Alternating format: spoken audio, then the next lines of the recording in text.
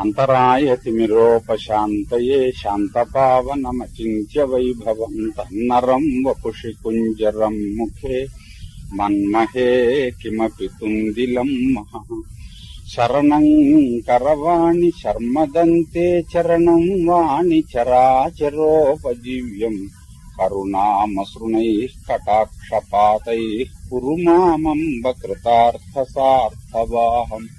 గురుర్బ్రహ్మా గురుర్విష్ణుర్గురుర్దేవో మహేశ్వరః గురుః సాక్షాత్ పరం బ్రహ్మ తస్మై శ్రీ గురవే నమః. వ్యాసం వసిష్ఠనప్తారం శక్తేః పౌత్రమకల్మషం పరాశరాత్మజం వందే సుకతాదంతపోనిధిం. అచతుర్వదనో బ్రహ్మా ద్విబాహురపరో హరిః అఫాలలోచన శంభుర్భగవాన్ బాదరాయణః.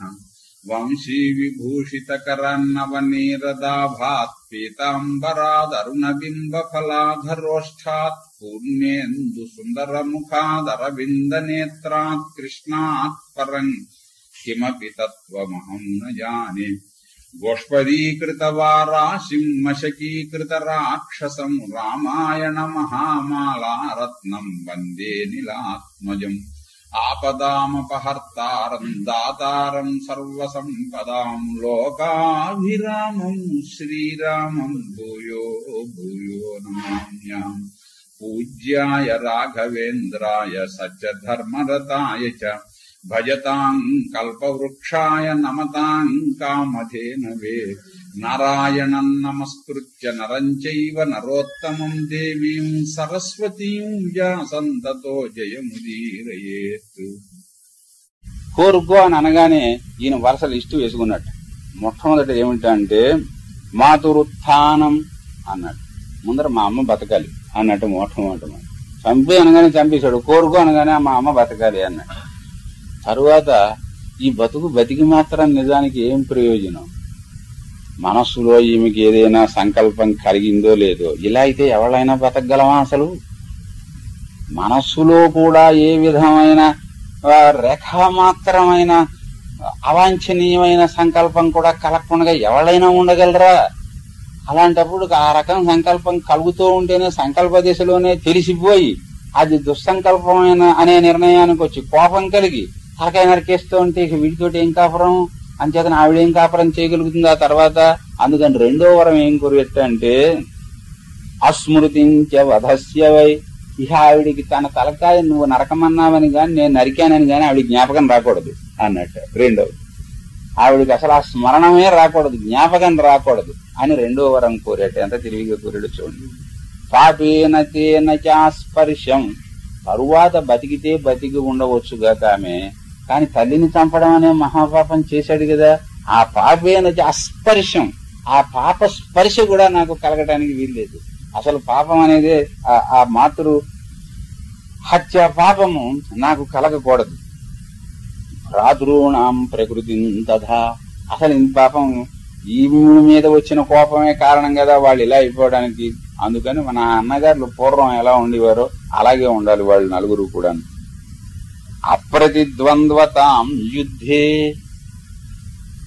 నాకు మరి ఈయన గారిలో క్షత్రియ గుణములన్నీ కూడా వచ్చి పడిపోయి ఉన్నాయి కదా. లేకపోతే కేవలం బ్రాహ్మణ బుద్ధి కలిగిన వాడైతే నాకు ఏ బ్రహ్మ జ్ఞానం కలగాలనో, తపస్సిద్ధి కలగాలనో, ఉత్తమ లోకాలు కలగాలనో, మోక్షం కలగాలనో ఇలాంటిది ఏదైనా కోరుకుని ఉండేవాడు. యుద్ధంలో నా ఎదురు ఎవడు ఉండడానికి వీల్లేదు. అదో వరం ఇమ్మన్నట్ట. ఐదో వరం దీనికి తగినట్టు. దీర్ఘమాయుశ్చ భారత అనే చిరంజీవిని అవ్వాలి అన్నట్టు పైపెచ్చు. దీర్ఘాయుర్దయం నాకు కావాలి అన్నట్టు. ఈ 6 వరములు కోరుకుంటే ఇందులో ఏ ఒక్కటి కూడా కాకుండా తదౌచ సర్వాన్ కామాంస్తాన్ జమదగ్గినరు మహాతవ. 6 కోరికలు నీకు వరములు నీకు ఇచ్చాను అన్నట్టు ఆయన. ఇలా ఉంటూ ఉంటే ఓనాడు ఏదో పని మీద వీళ్ళందరూ అరణ్యానికి వెళ్ళారు. కుమారులు దగ్గర లేని సమయంలో కార్తవీర్యార్జునుడు ఈ ఆశ్రమానికి వచ్చాడు. మరి ఈయన ఏ దేవతార్చన చేసుకుంటున్నాడో, ఏ పూజ చేసుకుంటున్నాడో రేణుకాదేవి వచ్చి ఈయనకి అతిథి మర్యాదలు చేసింది. వచ్చిన ఆమె ఆయనకు మహారాజు గారు అది ఆయనకు ఇష్టం లేకపోయింది. అంటే ప్రోటోకాల్కి ఇది భిన్నంగా ఉంది అని అనిపించింది అనమాట. తను మహారాజు వచ్చాడు అంటే ఆశ్రమానికి అధిపతి అయినటువంటి వాడు తనకొచ్చి మర్యాద చెయ్యాలి. అలా కాకుండా ఎవడో ఆడవాళ్ళని పంపించి మర్యాద చేయిస్తాడు అని ఆయనకి కష్టం వేసింది. ఇది మనకి సామాన్యంగా ఇతరత్రా వినిపించినటువంటి మాట. అందుకోసం ఇది మీకు సుప్రసిద్ధమైన కథ అయినా దీన్ని చెబుతూ ఉంటాం. నాకు ఇలాగ అమర్యాద చేస్తాడా అని వచ్చింది. అసలు మర్యాదలో కూడా అతిథి దేవో భవ అని మన ఇంటికి ఆశ్రమానికి అతిథి ఎవరైనా వస్తే సాక్షాత్ అభ్యాగత స్వయం విష్ణు అనినట్లుగా వచ్చిన వాడు కేవలము దైవమే అనే బుద్ధితోటి మనం మర్యాద చెయ్యాలి. అది మనము చేస్తాము. కానీ ఈ వచ్చిన అతిథి కూడా కొన్ని గమనించవలసినవి ఉన్నాయి అన్నారు. ఏదైనా ఓ బ్రహ్మపీఠం ఎక్కి కూర్చుని ఒక భారతమో రామాయణమో భాగవతమో వినిపిస్తున్నాడు.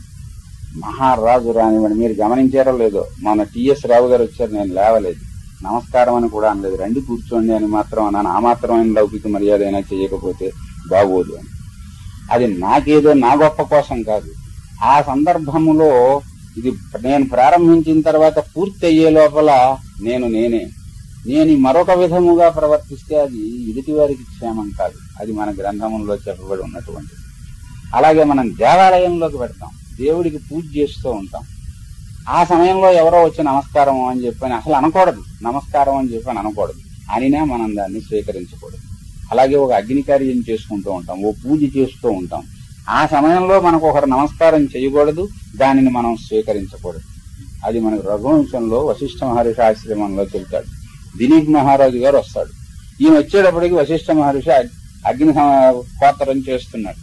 అది అయ్యేదాకా ఈయన దూరంగా కూర్చుని ఎక్కడో కూర్చుని అగ్నిహోత్రం పూర్తయ్యి అగ్నిహోత్ర గృహం నుంచి వశిష్ఠ మహర్షి బయటకు వచ్చిన తరువాత అప్పుడు దగ్గరికి వెళ్లి పాద నమస్కారం చేస్తాడు. అప్పటిదాకా అసలు దిలీప్ మహారాజు వచ్చాడన్న మాట కూడా ఆయనకి తెలియనివాడు. ఎందుచేత అంటే మల్లినాథుల వారు వ్యాఖ్యానంలో రాస్తాడు, ఇది దోషము, ఇలాంటి సందర్భములో వెళ్లి వారిని అసలు దగ్గరికి వెళ్లకూడదు, అందుకోసం మహారాజు ఇక్కడ కూర్చున్నాడు అని చెప్తాడు. అలాంటి సందర్భంలో మనము గనక ఆ మర్యాదను పాటించకపోతే మనకి ఈ రకమైన పరోక్షములైన విషయముల మీద గనక నమ్మకం ఉంటే అది అవతలి వారికి అది నష్టాన్ని కలుగజేస్తుంది. అందుకోసం ఇక్కడ కూర్చుని ఇది చెప్పేటప్పుడు ఇది పూర్తి అయ్యేదాకా ఇక్కడ కూర్చుని మామూలు అనంతరమే కాదు, ఎవరో అన్నట్లుగానే ఉండాలి. అది మనకి చెప్పేటటువంటి ధర్మం. అది ప్రత్యేకించి విద్యేస్తాడు. స నమస్కార్య, అతడికి ఇతరులు నమస్కరించవలసినదే గాని ప్రవచనము చేసేటప్పుడు తాను ఇతరులకు నమస్కారం చేయకూడదు అని ప్రత్యేకించి మనకు రామాయణంలోనూ చూస్తాడు, భారతానికి వచ్చినప్పుడు చూస్తాడు. ఈ నియమములు ప్రత్యేకించి అలా చెబుతారు. ఇంతకు మరి జమదగ్ని మహర్షి ఆ సమయానికి జపం చేసుకుంటున్నాడో, మరి ఏదైనా తపస్సు చేసుకుంటున్నాడో, అగ్నిహోత్రం చేస్తున్నాడో, లేకపోతే ఆయన ఈమె మర్యాద చేయడం వచ్చిన వాడు మహారాజు కనుక లేకపోతే అలా కూర్చోండి అని అంటారు. ఆ తర్వాతనే ఈయన గారు లేచి వచ్చి ఏదో ఇచ్చేస్తారు. రండి కూర్చోండి కాళ్ళు కడుక్కోండి అని అనకపోవడం మర్యాదకు లోపం అవుతుంది. అందులో ఇల్లాలు వచ్చి ఆమె ప్రత్యేకించి గృహిణి వచ్చి ఆమె చేసిందంటే సామాన్యంగా అయితే అదే మహారాజు కుటుంబంలో అయితే అలా జరగదు కదా. మహారాజు గారు వచ్చి చూసుకోవాల్సిందే గాని ఆమె ఘోష తప్పించుకుని యువతలకు వస్తుందా? రానే రాదు. నిజానికి ఇది ఎక్కువ మర్యాద చేసినట్లుగానే ఆయన అనుకోవాలి. అయినా ఆయనకి ఎందుకో ఆ సమయానికి అలా అనిపించింది. ఇది ఆయనకి సంతోషం కలిగించలేదు. తమ ఆశ్రమపదం ప్రాప్తం ఋషిర్భార్య సమార్చయతు స యుద్ధమద సమ్మత్త నాభ్యనంద పదార్చనం. అంతకు పూర్వమే ఎక్కడో యుద్ధం చేసి వచ్చాడు. అందులో జయం ఎప్పుడు ఆయనకి జయమే కానీ ఓటం అనేది. రావణాసురుణ్ణి కూడా కాళ్ళు చేతులు కట్టి జైల్లో పారేసినటువంటి వాడు కార్తవ విధిపర్జునుడు అంటేనే. అంచేతను యుద్ధమద సమ్మత్త, యుద్ధంలో ఎక్కడో విజయం కొత్తగా అప్పుడే పొంది ఇలా వస్తూ ఉండుంటాడు ఈ దారిలో. ఆ మదముతోటి ఈమె వచ్చి నాకు మర్యాద చేయడమా అని దాన్ని సంతోషించలేకపోయేట ఆయన గారు. వెంటనే ఏం చేసేటంటే కొంచెం కోపంగా ఆయన ఎప్పుడైతే మాట్లాడాడో కూడా ఉన్న సైనికులు ఇంకెంత ఆగమైనా చేస్తారు. చెట్లు విరిచేశారట కొందరు. ప్రమధ్యచ ఆశ్రమాత్ తస్మాత్ హోమధేనోస్తథా బలాత్ జహార వత్సంక్రోశంత్య. హోమధేనువు దూడని లాక్కుపోయారట. అది మొర్రో అని అరుస్తూ ఉన్నప్పటికీ కూడా భవంజస మహాద్రుమాన్, పెద్ద పెద్ద 800 సంవత్సరాల నుంచి ఉన్నాయో మహావృక్షాలు, వాటిని అన్నింటినీ కూడా విరగ్గొట్టించారు. కొట్టించి తన దారిని తాను వెళ్ళిపోయాడు. తర్వాత రాముడు వచ్చాడు. వచ్చిన తర్వాత ఏమిటి ఆశ్రమం అంతా ఇలా ఉంది ఏమిటి అంటే జరిగిన కథ చెప్పారు. ఇంత చేస్తాడా? గాంచ రోరుదతీం దృష్ట్వా, దూడ ఎప్పుడైతే కనపడటం లేదో ఈ ఆవేమో ఒకటే అంబా అని అరుస్తోంది. దానితో మహాకోపం వచ్చింది. కోపో రామం సమావిశతు స మృత్యువశమాపన్న కార్తవీర్యం ఉపాద్రవత్. ఇతనికి చావు మూడింది అనుకున్నాడు. కార్తవీర్యార్జునుడి మీదకి దండెత్తి వెళ్లి, ఏమిటి ఆశ్రమానికి ఇంత అవమానం చేశావు నువ్వు అని అంటే, వీడెవడ మన వచ్చి అడగడానికి అన్నట్టు ఆయన యుద్ధానికి వచ్చాడు. ఇతడు ఒక్కడు, ఆయన ససైన్యంగా వచ్చాడు. కార్తవీర్యార్జునుని 1000 చేతులు నరికి సంహరించాడు ఈయన. అర్జునస్యాదాయాదాహ రామేణ కృతమన్యవః. కార్తవీర్యార్జునునంతటి వాడు, దత్తాత్రేయ అనుగ్రహము ఉన్నవాడు, ఆయనే ఇలా అయిపోతే ఇంకా మన వల్ల ఏమవుతుంది అని ఇతరులు మాత్రం ఇంకప్పుడు ఏమీ చేయలేకపోయారు. కానీ పగబెట్టు కూర్చున్నారు. ఆయన పుత్రుడు ఓ కన్ను వేసి ఉంచారు ఆశ్రమం మీద. ఎప్పుడైతే వీళ్ళెవ్వరూ ఆశ్రమంలో లేని సమయం వాళ్ళకి తెలిసిందో, ఇతడు వచ్చి మన తండ్రిని సంహరించాడు గనక మనం వెళ్లి వీడి తండ్రిని సంహరించాలి అని వచ్చి పశువతు అన్న గొడ్డును చంపినట్లుగా జపం చేసుకుంటూ ఉన్నటువంటి వాణ్ణి, ఇంకా కార్తవీర్యార్జునుడు పరశురాముడితో యుద్ధం చేశాడు. ఈయనేమీ ఎదురు తిరిగి చంపబోలేదు, యుద్ధం చేయడానికి ప్రయత్నం చేయలేదు. కూర్చుని జపం చేసుకునే వాణ్ణి వచ్చి సంహరించిపోయారట వాళ్ళు. అది అక్కడ జరిగిన విశేషం. వచ్చి తన్ని సంహరించి వెళ్లిపోయారు. సదృష్ట్వా పితరం వీరః. అప్పుడు సమిధలవి తీసుకుని ఈయన వచ్చేటప్పటికి వీళ్ళ దారిని వీళ్ళు వెళ్లిపోయారు. బాణములు వేసి మరీ సంహరించారు. దూరం నుంచి వేటాడినట్లుగా ఆయన్ని పట్టుకుని సంహరించారు. పరశురామునికి ఆ స్థితిలో ఉన్న తండ్రిని చూస్తే చాలా దుఃఖం వచ్చింది. మమాపరాధాత్ తై క్షుద్రై హతస్వం తాత బాలిశై. నేను వాళ్ళ తండ్రిని సంహరించానని నేను చేసిన నేరానికి నన్ను చంపితే చంపాలి, నిన్ను చంపారు వాళ్ళు వచ్చి, మూర్ఖులు అని.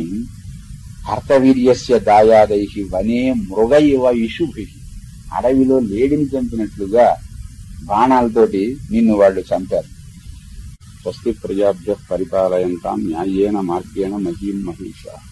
గోబ్రాహ్మణేభ్యో శుభమస్తు నిత్యం. లోకాః సమస్తాః సుఖినో భవంతు.